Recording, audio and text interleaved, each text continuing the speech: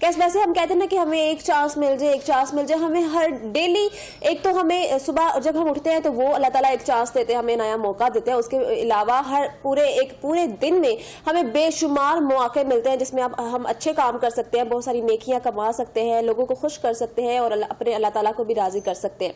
तो अच्छे पैगाम के साथ आज के दिन की हम शुरुआत करते हैं। तो हम बात कर लेते हैं तालीमी इदारों के हवाले से। जो सर्दियों की वजह से तालीमी इदारे पहले बंद थे, अब खुल गए, लेकिन अब बच्चे नहीं जा रहे, तो उसके बारे में हम बात करने वाले हैं। तालीमी इदारों में तातीलात की भरमार। पाकिस्तान में सरकारी और निजी तालीमी इदारों में तातीलात की बहुत ज्यादा भरमार हो गई है, क्योंकि हम देखा जाए तो पहले कोविड की वजह से बहुत सारी छुट्टियां हो गई, उसके बाद फिर कभी स्मोक आ जाती है, कभी सर्दी आ जाती है, और अब सर्दी जब अपनी पीक पर है, अपनी शिद्दत पर है, और अब स्कूल खुल गए हैं। तो इसके ऊपर हम बात करने वाले हैं। प्राइवेट इदारे, अगर हम प्राइवेट इदारों की बात करें तो अमूमन सरकारी इदारों के मामूलात को अपनाते हुए अक्सर उनसे भी आगे निकलने की कोशिश करते हैं। जैसे प्राइवेट इदारे हम देखते हैं कि प्राइवेट इदारे जो होते हैं उनमें एक तो एजुकेशन सिस्टम थोड़ा डिफरेंट होता है, और दूसरा ये कि वो सरकारी इदारों से आगे निकलने की कोशिश करते हैं। इसी तरह सरकारी और प्राइवेट इदारों के तालीमी साल का बेशतर हिस्सा तातीलात की नजर हो जाता है।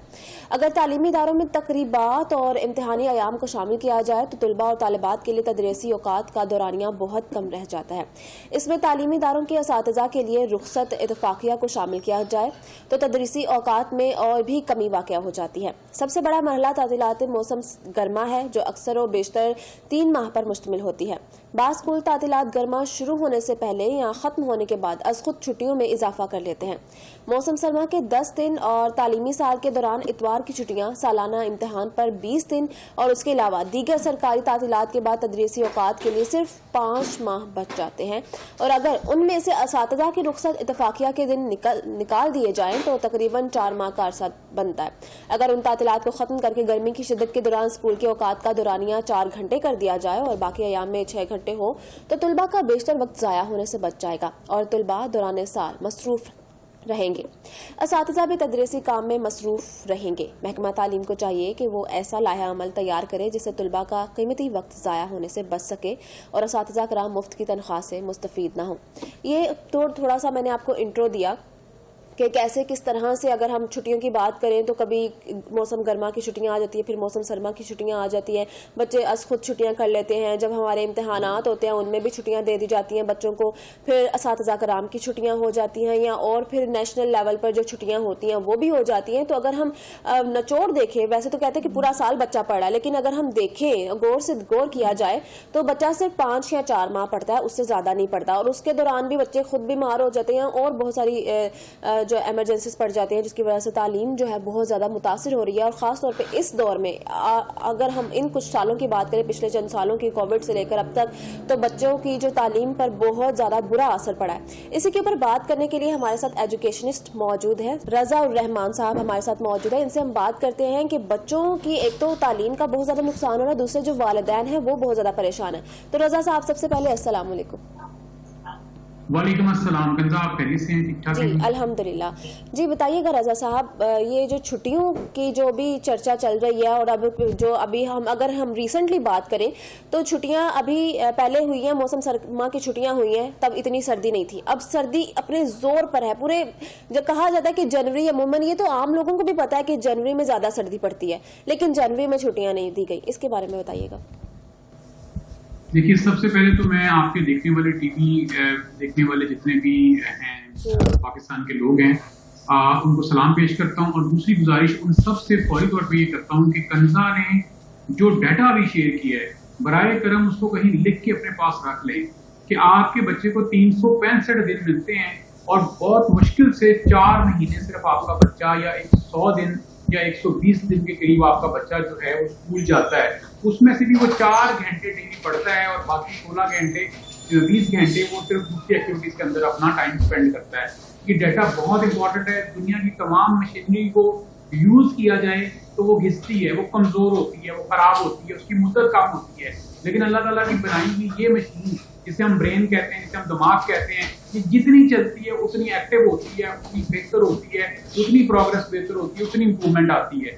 सबसे पहले तो वालिदैन को चाहिए कि अपने बच्चों के बारे में ये डाटा समझ जाएं कि हम उनके बच्चे मुल्क के पाकिस्तान में कर क्या रहे हैं। बिल्कुल 365 दिन है टोटल, 240 दिन इंटरनेशनल स्टैंडर्ड है कि बच्चे ने स्कूल जाना है। हाँ जी। हमारा मुल्क जो है बच्चों को 100 दिन भी स्कूल आने के लिए अलाउ नहीं करता। जी। जो बात कंजा ने जो दूसरी बात की थी कि आप शदीद सर्दी आजकल और पीछे हमने इतना टाइम ज़ाया कर दिया और आप बच्चों को स्कूल में कैसे बुलाया जाए, ये बच्चे क्या पढ़ेंगे, ये बात से मैं बिल्कुल एग्री करता हूँ और बिल्कुल ठीक बात आपने कही है। आजकल की जो सर्दी है इसमें तो हाथ अटक जाते हैं, सर्दी बेहद लगती है, बच्चों के बीमार होने का खतरा है, बच्चों की तबीयत खराब होने का खतरा है या कोई भी और प्रॉब्लम्स हो सकती हैं। और आप ये देखेंगे जब मौसम ठीक होता है उस वक्त आप बच्चों को स्कूल छुट्टियां दे देते हैं और जब इस कदर सर्दी है, इस कदर शदीद सर्दी है, उसमें आप बच्चों को कहते हैं कि आप स्कूल आ जाएं। तो ये क्या अजीबो गरीब सा एक सिस्टम बना हुआ है। देखिए मैं भी एक आम सा बंदा हूँ, 25-30 साल का मेरा तजर्बा है, लेकिन मैं समझता हूँ कि मुझे बहुत कम इस बारे में तालीम के बारे में नॉलेज है। कंजा आप भी यंगस्टर हैं और आप भी इस बात को समझ रही हैं कि हमारे मुल्क का निजाम ऐसा है कि जब बच्चों के पढ़ने का वक्त होता है उसको उनको छुट्टियां दे दी जाती हैं और जब बच्चों को छुट्टियों का वक्त होता है उनको पढ़ने के लिए कहा जाता है कि आप आ जाएं, तक आप आके पढ़ भी ना सके। आप भी ये बात समझ रही हैं, मैं भी ये बात समझ रहा हूँ। पूरा पाकिस्तान को चाहिए कि वो इन बातों पे तवज्जो दे, अपने बच्चों की पढ़ाई के वो देखे कि गवर्नमेंट उन्हें क्यों नहीं पढ़ाना चाहती। गवर्नमेंट को क्या मसला है हमारे बच्चों से? गवर्नमेंट अगर हमारे बच्चे पढ़ जाएंगे या गरीब आदमी के बच्चे पढ़ जाएंगे, मिडिल मैन के बच्चे, मिडिल क्लास लोगों के बच्चे पढ़ जाएंगे, तो उससे गवर्नमेंट को नुकसान क्या है? हमने हमारे वालिदैन ने इन बच्चों ने उनसे कुछ छीन लेना है या कोई पढ़ाई ज्यादा पढ़ने के बाद कोई उन्होंने आलिम फाजिल बन के तो इस मुल्क की हुकूमत के ऊपर कब्जा कर लेना, क्या उनको खतरात हैं? वो अपने खतरात इन 20 करोड़ अवाम को, 25 करोड़ अवाम को बताएं ताकि हम ये अवाम फैसला कर सके कि अपने बच्चों को किस तरह पढ़ाना है आगे। पूरा साल अगर बच्चे छुट्टियां करें तो सबसे पहले अब हमारे बच्चे डिफरेंट एक्टिविटीज में, नेगेटिव एक्टिविटीज में पढ़ सकते हैं और उससे उनका सारा कैरियर, आने वाले कैरियर है वो बर्बाद हो सकते हैं। बच्चों का ये टाइम तो इन तरीके से कंज्यूम करना चाहिए। ठीक है। अच्छा, मुझे रजा साहब ये भी बताइएगा कि पढ़ाई का तो हर्ज हो ही रहा है, कुछ बच्चे वालिदैन तो अपने बच्चों की हेल्थ के ऊपर कॉम्प्रोमाइज नहीं करते, वो अपनी बच्चों की हेल्थ के लिए, क्योंकि ये जो स्मोक का है, सर्दी तो एक अलग बात है कि सर्दी की वजह से बच्चे को ठंड लग सकती है, नज़ला जुकाम हो जाता है, खांसी हो जाती है, उसके अलावा जो स्मोक है उसकी वजह से लंग्स कैंसर हो सकता है और भी बहुत सारी बेशुमार बीमारियां हो सकती है, सांस की बीमारी हो सकती है, अस्थमा हो सकता है। तो कुछ वालिदैन तो अपने बच्चों के बहुत ख्याल रखते हैं, वो हेल्थ के ऊपर कॉम्प्रोमाइज नहीं करेंगे जी, वो बच्चों को घर बिठा लेंगे, उनकी जहनी निशन हेल्थ की तो चलो ठीक है, हेल्थ से वो बच गए, उनकी सेहत जो है वो ठीक रहेगी, चले वो बाहर नहीं निकलेंगे, स्कूल नहीं जाएंगे तो उनकी हेल्थ ठीक रहेगी, लेकिन उनकी जहनी नशोनुमा के बारे में बताइएगा वो कितनी ज्यादा असरअंदाज होगी, क्योंकि इस एज में अगर हम बड़े भी बात करें, ये स्कूलिंग जो है वो बहुत ज्यादा इंपॉर्टेंट होती है और हमारी पूरी ओवरऑल पर्सनैलिटी में, हमारी जिंदगी में जब जो भी हम कुछ भी करते हैं ना, तो वो स्कूलिंग का एक बहुत बड़ा रोल होता है, बहुत बड़ा किरदार होता है। देखिए कंजा, जो स्कूल में जब बच्चा जाता है ना तो स्कूल में जाके सबसे पहले जो चीज सीखता है उसे डिसिप्लिन कहा जाता है। स्कूल में बच्चा कॉन्फिडेंस सीखता है, स्कूल में बच्चे को कम्युनिकेशन स्किल डेवलप की जाती है, स्कूल में बच्चे को सोशलाइजेशन डेवलप की जाती है। और जब बच्चे को ये सारी चीजों के मौके नहीं मिलते, चांसेस नहीं मिलते, या वो दोस्तों में नहीं बैठता या वो अपने टीचरों से जाके नहीं सीखता, तो उसके बहुत सारे आफ्टर इफेक्ट्स आते हैं, बहुत सारे ड्रॉबैक्स बच्चे की पर्सनैलिटी के अंदर आना शुरू हो जाते हैं और वही ड्रॉबैक्स फिर जाके वो उस फैमिली के लिए और उसके बाद फिर वो उस इलाके के लिए, उस सिटी के लिए, उस मुल्क के लिए खतरे की लामत बनते हैं। देखें आज जितना ज्यादा फ्रॉड पाकिस्तान में हो रहा है, दुनिया के किसी मुल्क में इतना फ्रॉड नहीं होता। जितना झूठ पाकिस्तान में बोला जाता है, दुनिया के किसी मुल्क में इतना झूठ नहीं बोला जाता। जितनी बेईमानी कह लीजिए, बदध्यानती कह लीजिए, ये जितनी भी इस तरह की करप्शंस हैं पाकिस्तान में है, दुनिया में कहीं इतनी करप्शंस नहीं है। उसके रीजंस को अगर जाने तो ग्रास रूट में क्या निकलेगा कि हम अपने बच्चों की ग्रूमिंग जब कर रहे होते हैं तो उस वक्त हम कुछ मेजर गलतियां कर देते हैं और वो गलतियां बच्चों के अंदर बिल्ड इन फिर उनके सिस्टम के अंदर फीड हो जाती हैं और उनको लगता है कि ये जो मैं गलती कर रहा हूँ ये गलती है ही नहीं। और जब क्योंकि उसने वो अच्छी चीज सीखी नहीं होती, क्योंकि उसने अल्लाह ताला के अहकाम सुने नहीं होते, सीखे नहीं होते, समझे नहीं होते, नबी करीम सल्लल्लाहु अलैहि वसल्लम की सुन्नत को नहीं फॉलो किया होता, तो वो फिर इन करप्शंस को अपनी जिंदगी का हिस्सा बना लेता है। और फिर अब आप देखिए कि आज हमारे माशरे में करप्शन और करप्शन हर तरफ है। इसकी शुरुआत कहाँ से होती है? यही आपका जो सवाल था, मैं उसको यहाँ से जोड़ूंगा कि इसकी शुरुआत स्कूल में जो बच्चों को कम टाइम दिया जाता है, टीचर के साथ कम वक्त मिलता है, बच्चों को अपनी क्लास में एक्टिविटीज में कम वक्त मिलता है, अपने दोस्तों के साथ अच्छी चीजें सीखने का कम वक्त मिलता है। जो बच्चों को ये जो सारा बच्चों का टाइम किल किया जाता है, ये दूसरी सूरत में उनके दिमाग के अंदर, उनके ब्रेन के अंदर वो चीजें डेवलप करता है जो नेगेटिव साइड पे नेगेटिव अप्रोच में जाती हैं। जी। तो ये तो बच्चों का वक्त होता है, खास करके टीन एज के बच्चों का, ये वो वक्त होता है जब उनको एक्स्ट्रा केयर की जरूरत होती है, वालिदैन की तरफ से भी, टीचर की तरफ से भी, अपने सिबलिंग की तरफ से भी, बहनों की तरफ से भी और स्कूल के दोस्तों की तरफ से भी। और अगर ये तमाम कॉम्बिनेशंस अपना अपना काम 50% भी कर दें तो एक अच्छा इंसान बन के सामने आ जाता है। लेकिन हमारी जो पहला आपका सवाल था कि हुकूमत इतनी छुट्टियां दे देती है और हमारे बच्चों को टाइम नहीं मिलता पढ़ने का, स्कूल जाने का, तो जब बच्चे अपना वक्त जाया करते हैं, या फर्ज करें आजकल एक सोशल मीडिया की वबा फैली हुई है, हर बच्चे के हाथ में मोबाइल है और वो ज्यादातर अपना टाइम स्क्रॉलिंग पे गुजारता है, तो वहां से वो जो शनाब जो भी मटेरियल उसको मिलता है वो समझता है कि यही जिंदगी है, उसी को अपने अंदर करना शुरू कर देता है, और बाद में फिर उसके आफ्टर इफेक्ट ऐसे आते हैं कि आपकी पूरी सोसाइटी जो है वो तबाह होना शुरू हो जाती है। तो आप ये देखते हैं आज बड़ा सिंपल सिस्टम हमारे बच्चों ने अपने माइंड में बैठा लिया है, या आप हमें कह लीजिए कि हमने भी बैठा लिया है सब लोगों ने, कि कोई भी गलती करें, कोई भी गुनाह कर लें, कोई भी करप्शन कर लें, उसके बाद गुमराह करने जाएं, वो हमारे सारे गुनाह माफ, मिलाद करा लें, हमारे सारे गुनाह माफ। ये मैं यहाँ पे हजारों लोगों को देखता हूँ जो पहले फ्रॉड करते हैं, पहले किसी के घर पे डाका डालते हैं, डकैतियां करते हैं, बड़े पढ़े लिखे लोगों की मैं बात आपको बता रहा हूँ जो पैंट शर्ट बूट शूट पहन कर रोजाना निकलते हैं, बल्कि मैं तो ऐसे टीचरों को जानता हूँ कि जो ये काम करने में मशगूल हैं आजकल, कि फ्रॉड किया, फ्रॉड करने के बाद किसी के पैसे मार लिए, किसी के साथ ज्यादती कर दी, जुल्म कर दिया, और बाद में पता लगा पूरी फैमिली को लिया और उम्रा करने चले गए और वापस आए और आके सब लोगों से मुबारकबाद वसूल की, वो जी आप गुनाहों से पाक होके आ गए हैं और हम अब दोबारा से अपनी नई जिंदगी शुरू कर रहे हैं जो गुनाहों से बिल्कुल पाक होगी। तो वो जो मिसपरसेप्शन हमारे माइंड में आ गई है, बच्चों के अंदर बैठाई जा रही है, मैं समझता हूँ कि ये सोची समझी साजिश है, और ये जो साजिश है अगर आप इसको देखें तो इस साजिश के ऊपर कौन अमल दरामद करा रहा है, वो हुकूमत अमल दरामद करा रही है, वो डिपार्टमेंट्स अमल दरामद करा रहे हैं, या फिर ये है कि इन डिपार्टमेंट्स का ना इतना IQ लेवल ही नहीं है कि वो इन बच्चों की साइकोलॉजी को समझ सकें, या इन बच्चों को समझ देखें कि ये बच्चे किस तरह सोसाइटी के लिए बेहतरीन हो सकते हैं या सोसाइटी के लिए फ्रूटफुल हो सकते हैं। जी अच्छा रजा साहब, जैसे आपने भी बात की, तो कोविड पहले आया, उसके बाद जी सर्दियां आ गई, स्मोक आ गई, तो उसकी वजह से ना एक ये उन्होंने मेरिट बना लिया कि किसी भी बच्चे को फेल नहीं करना, तो मेरिट के बगैर बच्चे पास हो रहे हैं, अगली क्लासेस में प्रमोट हो रहे हैं, तो क्या आप पाकिस्तान का फ्यूचर कहाँ पर देखते हैं? और हमारा फ्यूचर जो है वो हमारी यंग जनरेशन है। पाकिस्तान हर मुल्क का फ्यूचर जो है वो स्टूडेंट्स होते हैं और यंग जनरेशन होते हैं, यूथ होती है, क्योंकि उन्होंने ही आगे फिर मुल्क को संभालना है और मुल्क को आगे लेकर चलना है। और जब वहां पर ही मेरिट नहीं होगा, जो फेल होने वाले बच्चे हैं वो भी वहीं पर होंगे, इंटेलिजेंट बच्चे भी वहीं होंगे, उनके दरमियान कोई कंपटीशन नहीं होगा, कोई डिफरेंस नहीं होगा, तो एक तो इंटेलिजेंट जो बच्चे होंगे, जो पढ़ने वाले बच्चे होंगे, वो एक एहसास कमतरी का शिकार होंगे, जी हम तो इतना पढ़ते हैं, इतनी मेहनत करते हैं और हम भी वहीं पर हैं, और जो ना पढ़ने वाले वो भी वहीं पर हैं, तो उनके दरमियान से एक वो चीज खत्म हो जाती है, वो चार्म खत्म हो जाता है, जो आगे निकलने वाला चार्म होता है बच्चे में, एक तो वो खत्म हो जाता है, दूसरा कोई डिफरेंस नहीं रहता कि सबको चांस मिल रहा है। तो फिर आप कहाँ देखते हैं पाकिस्तान के फ्यूचर को?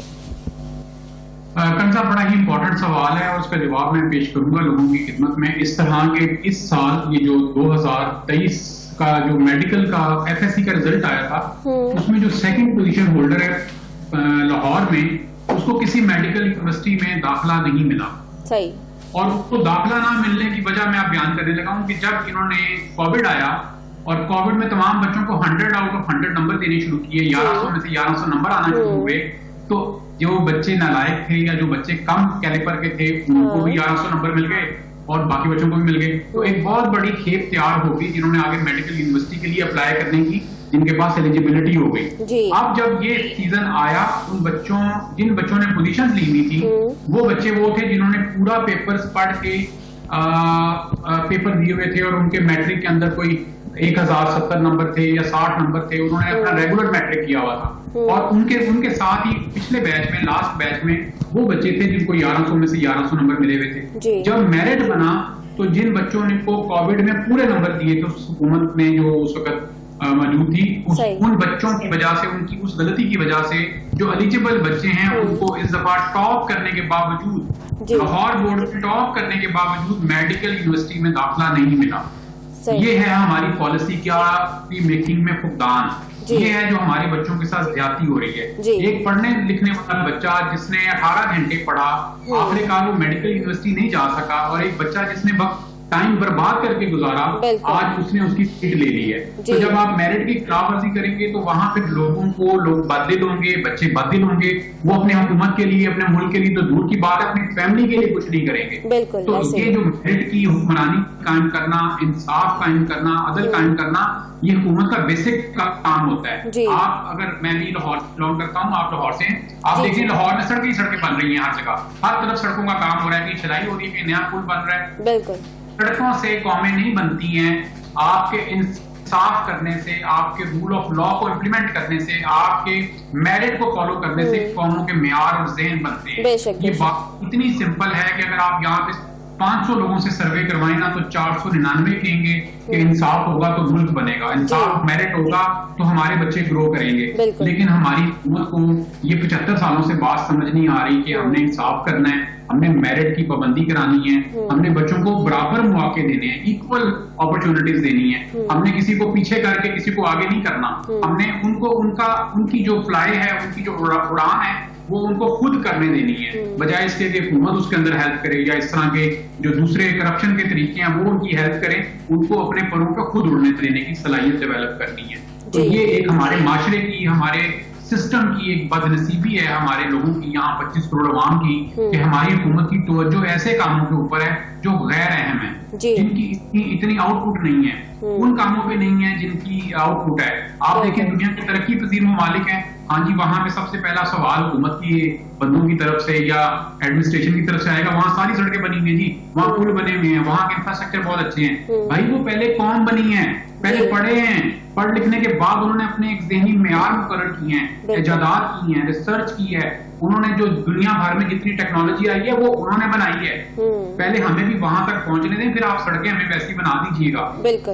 ये हमारी सोसाइटी का आदमी है कि हमें ये नहीं बात मालूम कि घर में पहले काम करना क्या है। पाकिस्तान हमारा घर में सबसे पहले जरूरत किस चीज की है? सबसे पहले तो इस चीज की जरूरत है कि हम अपने ज़हनों को मुज़य्यन करें, इल्म से मुज़य्यन करें, हम वो चीज सीखें जो दुनिया में कामयाब तरीन कौमें सीखती हैं। और मैं आपको एक बड़ी अर्ज कर दूं, जो मैंने कल भी चैनल पे बात की, पूरी दुनिया में राइज है, पूरी दुनिया में आप जिस मर्जी मुल्क में चले जाएं, तमाम लॉज कुरान वाले हैं, तमाम लॉज मोहम्मद सल्लल्लाहु अलैहि वसल्लम वाले हैं, और जो है मजहब उनका कोई और है। हम उस मजहब के वारिस हैं, अल्लाह ताला ने वो मजहब हमें तोहफे में पेश किया है। हमें कुरान भी मिला, हमें सुन्नत मिली, लेकिन ना हमारे पास कुरान की इम्प्लीमेंटेशन हो रही है हमसे, बिल्कुल ना हमसे सुन्नत की इम्प्लीमेंटेशन हो रही है। सुन्नत की इम्प्लीमेंटेशन सिर्फ ये है कि हम जाके उम्रा करके आ जाएं, हम मिलाद करा लें, बस ये सुन्नत की इम्प्लीमेंटेशन है। बहुत अहम और गहरी बात कर दी आपने। कोई कॉन्सेप्ट नहीं है। जी जी बिल्कुल ऐसे ही है, ऐसे ही है। राजा साहब बहुत ज़रूरी और बहुत गहरी बात की है, और ये सोचने वालों के लिए है कि वो इसको किस तरह से सोचते हैं। जो जाहिर सी बात है, सड़कें बनाने से किसी का घर नहीं चलता, सड़क से कोई भूखा, कोई गरीब जो है उसका पेट नहीं भरता, सड़क का इतना कोई रोल नहीं है। और सड़कें अगर हम देखें भी तो ठीक है, ट्रांसपोर्ट हमारी बेहतर हो रही है, हमारी जो इंफ्रास्ट्रक्चर बेहतर हो रहा है, लेकिन वो क्या, वो भी 3 महीने 6 महीने के बाद वो सड़कें फिर से टूट जाती है, उनको फिर से वो बना रहे हैं। तो एक ही बार वो उस तरह से काम नहीं हो रहा। अगर हम कह रहे हैं जी हम उनको फॉलो कर रहे हैं, उनका इंफ्रास्ट्रक्चर फॉलो कर रहे हैं, तो वो ठीक से करें ना। अगर किसी को कॉपी भी करना है तो ठीक से करें। तो हम वापस आते हैं एजुकेशन के ऊपर। रजा साहब ये तो हो गया जी, जब सर्दी रही थी तब छुट्टियां हो गई, अब सर्दी है तो अब छुट्टियां नहीं दी जा रही, और वालिदैन ने अपने बच्चों को घर बिठा लिया। अब बच्चों का जो पढ़ाई का जो हर्ज हो रहा है, क्योंकि स्कूलों में पढ़ाई तो हो रही है, कुछ बच्चे जा रहे हैं, और मोस्ट मेजोरिटी बच्चों की जो है वो स्कूल नहीं जा रही, क्योंकि धुंध इतनी है, स्मोक इतनी है और सर्दी बहुत ज्यादा है। तो आप क्या सजेस्ट करेंगे वालिदैन को, या स्कूल्स को ऐसा क्या सजेस्ट करेंगे, क्योंकि स्कूल में कोई ऐसा घर वाला माहौल दिया जाए कि बच्चों को उस तरह से इस सर्दी से बचाया जाए या स्मोक से बचाया जाए थोड़ा सा, क्योंकि जाहिर सी बात है सारा दिन तो वालिदैन बच्चों को घर पे बांध कर नहीं रख सकते। बच्चों ने अगर स्कूल नहीं जाना तो वो गली में जरूर खेलते हैं, और स्मोक तो गली में भी है, सर्दी गली में भी है, स्ट्रीट में, पार्क्स में घूमने फिरने भी वालिदैन जाते हैं। तो आप क्या सजेस्ट करेंगे वालिदैन को और स्कूल्स को कि वो किस तरह से इसको मैनेज करें, ऑनलाइन क्लासेस कर लें, क्या करेंगे? जी कंजा, बड़ा क्वेश्चन है आपका ये वाला भी। मैं इसमें ये वालिदैन से अर्ज करूंगा कि देखें, आप पूरे साल की फीस देते हैं स्कूल को, प्राइवेट स्कूल को देते हैं, या आप वैन वाला जो जाता है आपके बच्चे को स्कूल छोड़ने के लिए, या आपका जो टीचर आपके बच्चे को इवनिंग में पढ़ाता है, लेकिन आपको ये पता होना चाहिए कि हमें उसके आउटपुट में मिल क्या रहा है। अगर 365 दिन की फीस दी है और आपको 100 दिन बच्चे को पढ़ाया जा रहा है, तो मैं समझता हूँ कि ये बहुत बच्चे के साथ भी, वालिदैन के साथ भी ज्यादती है। जो प्राइमरी स्कूलिंग है, मैं यहाँ दोबारा अर्ज करूंगा, जो प्राइमरी स्कूल है वहां पे स्कूल जाना लाजमी है बच्चे के लिए। नर्सरी क्लास से लेके क्लास 5 तक बच्चे को लाजमी स्कूल दाखिल कराएं और कोशिश करें कि स्कूल में इतनी छुट्टियां उनसे एहतजाज करें कि इतनी छुट्टियां मत दें, या आपको इसका ऑल्टरनेटिव जरूर अरेंज करें। प्राइमरी से ऑनवर्ड के लिए बड़ी इंपॉर्टेंट बात यह है कि वो अपने आप को ऑनलाइन पे शिफ्ट करें। उन बच्चों को चाहिए कि वो अपने ऑनलाइन सिस्टम के ऊपर शिफ्ट कर लें। मैं कंजा आपसे एक और बात बड़ी आजी से यहाँ पर पेरेंट्स के सामने पेश करूंगा। स्कूल बंद कर दिए जाते हैं, अकेडमी खुली रहती है। आप वालिदैन की बात समझ रही हैं कि अगर स्कूल में सर्दी है तो क्या अकेडमी में रात को सर्दी नहीं होगी? रात को पता सर्दी होती है। बराए करम वालिदैन को ये बात समझनी पड़ेगी। सुबह स्कूल बंद, जहां बच्चे ने डिसिप्लिन सीखना था, जहां बच्चे ने एक्टिविटीज करनी थी, कॉम्बिनेशन बनाने थे, और रात को बड़े बच्चों की अकेडमीज खोल दी जाती हैं। अकेडमीज खोलने से मुराद मेरी सिर्फ ये है कि देखें, अकेडमीज तो अकेडमीज में बच्चे पढ़ने आते हैं, बिल्कुल आते हैं, एक बहुत बड़ी तादाद पढ़ने आती है, लेकिन उस बड़ी तादाद से ज्यादा बच्चे वो आते हैं जिन्होंने वहां पे सिर्फ एक टाइम पास करना होता है, कोई शरारतें करनी होती हैं, कोई डिसिप्लिन नहीं होता, और आखिरकार ये होता है कि वालिदैन को स्कूल की भी और अकेडमी की दोनों टाइम की फीस देनी पड़ती है। यहाँ पे एडमिनिस्ट्रेशन क्या कर रही है कि स्कूल्स को बंद कर देती है और अकेडमीज को खोल देती है। तो इसको जरा गौर करने की जरूरत है। स्कूल अगर बंद होंगे तो अकेडमीज ऑटोमेटिकली चलना शुरू हो जाएगी। तो ये तो फिर अकेडमीज को प्रमोट करना शुरू कर दिया ना एडमिनिस्ट्रेशन ने। उन्होंने लोगों को रागिब करना शुरू कर दिया कि आप अपने बच्चों को इवनिंग क्लासेस में लाजमी भेजें। अब हमें इस बात की पूरी तहकीक करनी चाहिए कि इवनिंग क्लासेस में बच्चों को रागिब करने की हमारी एडमिनिस्ट्रेशन की वजह क्या है, नीयत क्या है, वो क्यों चाहते हैं कि बच्चे रात को इवनिंग में जाएं। हो सकता है किसी एडमिनिस्ट्रेशन के बड़े लोगों का इन अकेडमीज के अंदर हिस्सा मौजूद हो और वो चाहते हो कि सारे बच्चे शाम को अकेडमीज में आ जाएं, सुबह स्कूल में ना जाएं। तो अगर ऐसी सूरत हाल है तो उसको इन्वेस्टिगेट होना चाहिए, उसको देखा जाना चाहिए। और वालिदैन से मैंने देखें, वालिदैन सबसे अच्छे अपने बच्चों के बारे में फैसला करने के हामिल है। वालिदैन खुद फैसला करें। हाँ जी, स्कूल अगर आज बंद है तो अकेडमीज क्यों खुली है, और अगर मौसम ठीक है तो स्कूल बंद क्यों है, अगर मौसम खराब है तो स्कूल खुले क्यों है। इस सारी सूरत हाल में अगर आप देखें तो नुकसान आपके बच्चे का है, वालिदैन के बच्चों का नुकसान हो रहा है, आपकी औलाद का, उनके आने वाले फ्यूचर का नुकसान है। तो इसके ऊपर एक्शन भी उन्हें लेना पड़ेगा। मेरी तरह के लोग, आपकी तरह के कंजर लोग, हम तो एजुकेटर्स हैं, हम तो आपको बता सकते हैं कि ये मामलात हैं और इन मामलात की वजह से आप ये स्टेप ले लीजिए। ऑनलाइन एजुकेशन के लिए बड़ा एक आसान हल है आने वाले वक्त में, खास करके 6 क्लास से ऑनवर्ड, चाहे वो 12th तक है, चाहे वो ग्रेजुएशन तक है।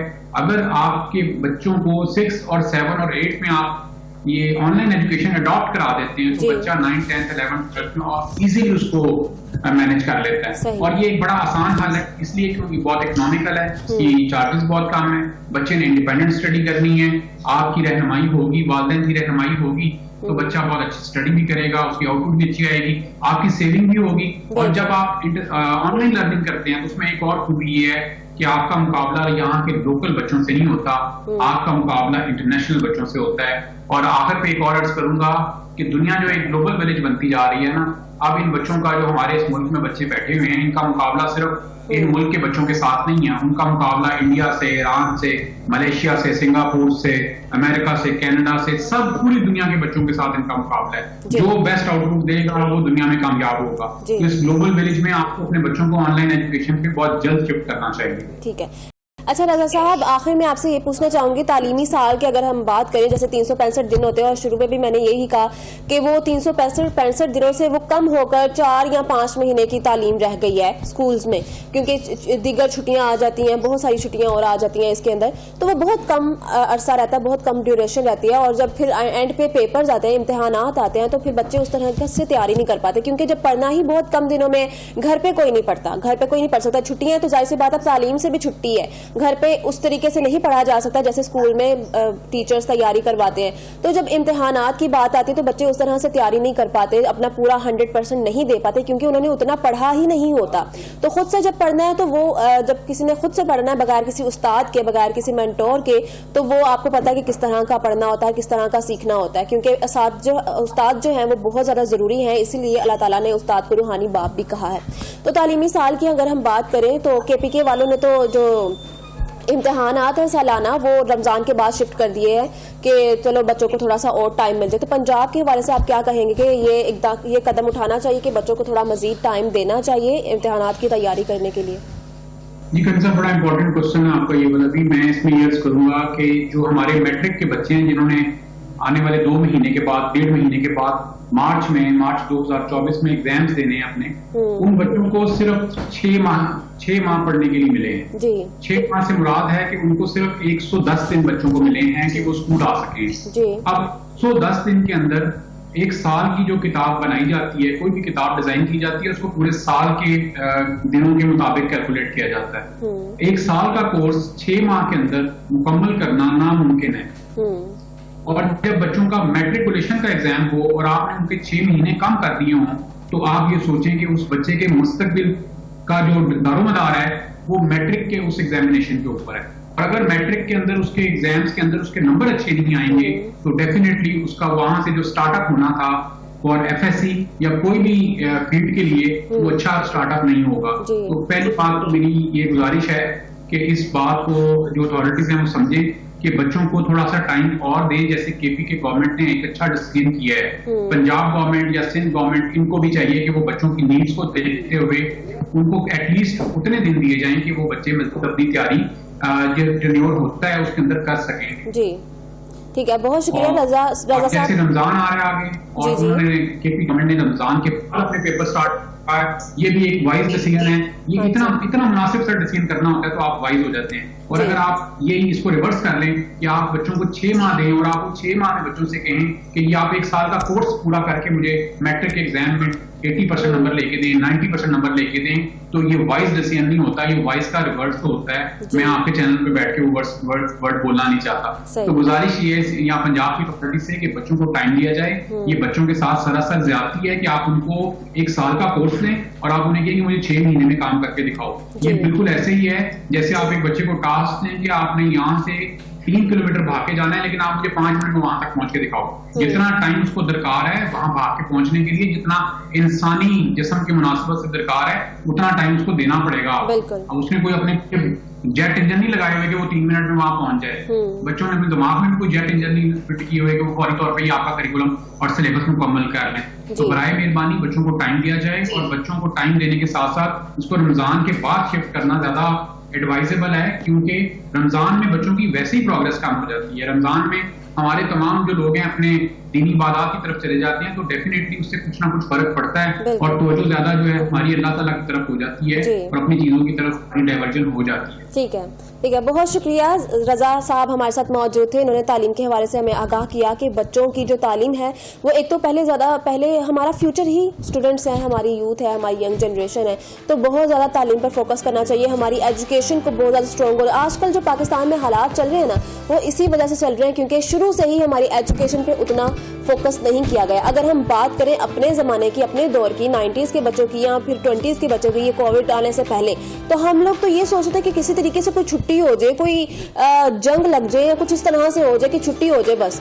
तो अब तो तब दुआएं करते थे कि छुट्टी हो जाए, कभी बीमारी का बहाना, कभी किसी की डेथ का बहाना, नाउज़ुबिल्लाह, और कभी कुछ बहुत कुछ सोचते थे टीचर बीमार हो जाए तो छुट्टी हो जाए, एक छुट्टी हो जाए। और जब वो एक छुट्टी होती थी ना तो फिर वो उस एक दिन में बच्चे ने स्कूल में जो टीचर ने पढ़ाया होता था बच्चे के लिए वो कवर करना भी बहुत मुश्किल हो जाता था कि यार अब मैं एक दिन ये नहीं आया तो इस दिन जो टीचर ने पढ़ाया था मैं वो कैसे याद करूं क्योंकि मैंने वो सुना नहीं हुआ।